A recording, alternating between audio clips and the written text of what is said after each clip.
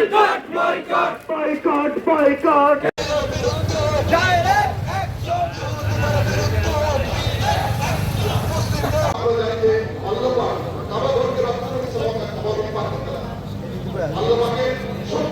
Professor Abdul Hakim sir এ পর্যায়ে বক্তব্য নিয়ে আসছেন প্রফেসর আব্দুল হাকিম স্যার। ঘোষণা করেছে সেটা হলো নো অফিস নো ক্লাস। তার সাথে সরকারি আশেক মাহমুদ কলেজের ছাত্র ছাত্রী কর্তৃক সমাবেশ,